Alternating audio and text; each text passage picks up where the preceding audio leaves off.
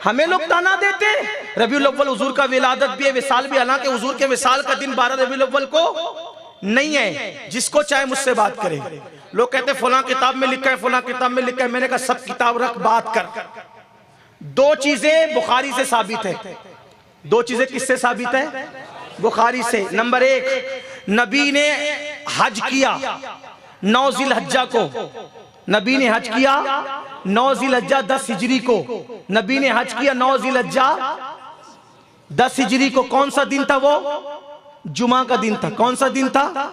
इस पे सारी हदीस की किताबें हैं। और नबी ने विसाल किया पीर के दिन रबीउल अव्वल के महीने में 11 हिजरी को। अब 10 हिजरी का जुमा, 10 हिजरी का जुमा अगर 9 ज़िलहज्जा को पड़ता है, अगर 10 हिजरी का जुमा 9 ज़िलहज्जा को पड़ता है, तो 11 हिजरी का 12 रबीउल अव्वल मुझे कोई पीर के दिन साबित करके बता दे, मैं गुलामी लिख दूंगा। हिसाब करके बताओ किसको करना है, आकर के बताओ। बैठो, 30-30 का चांद पकड़ो तो भी पीर 12 तारीख को नहीं आता। 29-29 का पकड़ो फिर भी नहीं आता।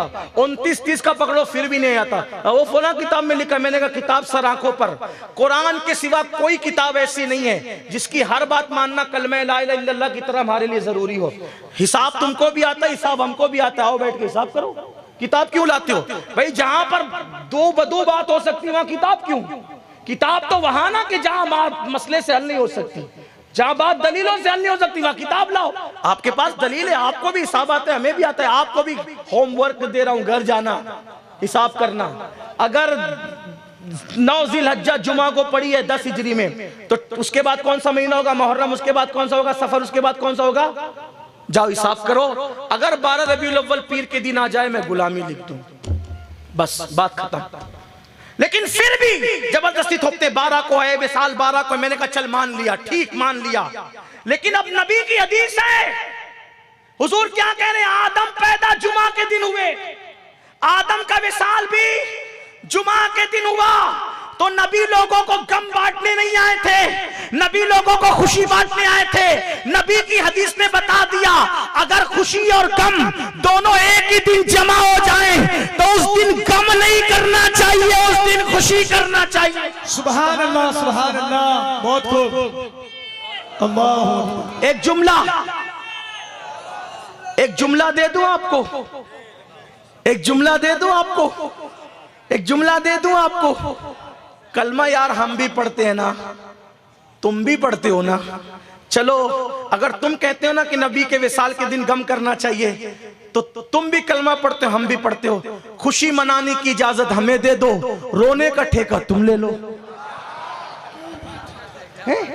फिर दुनिया पहचान लेगी कि मुहर्रम में कोई पीटता सीना है, रबीउल अव्वल में कोई पीटता सीना है। मुहर्रम का ठेका उनको दिया है, रबीउल अव्वल का ठेका आप ले लीजिए। बात खत्म है, बात खत्म है। तुम भी तो कलमा पढ़ते हो, तुम भी कुछ करो ना।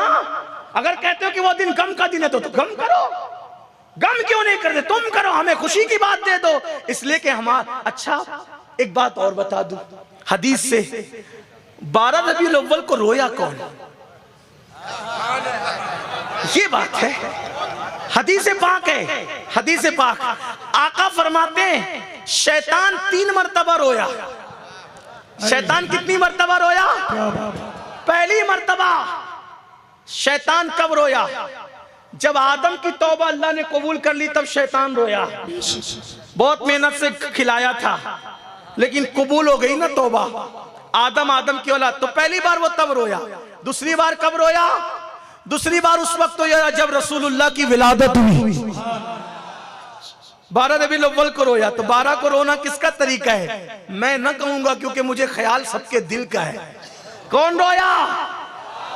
हम। अगर मेरी जगह कोई दूसरा मुकर्रिर होता ना, वो ये कहता, मैं नहीं कह रहा हूं, वो ऐसा कहता कि 12 रबीउल अव्वल को रोना तुम्हारे अब्बे की सुन्नत है, तो फिर तुम भी रो लिया करो।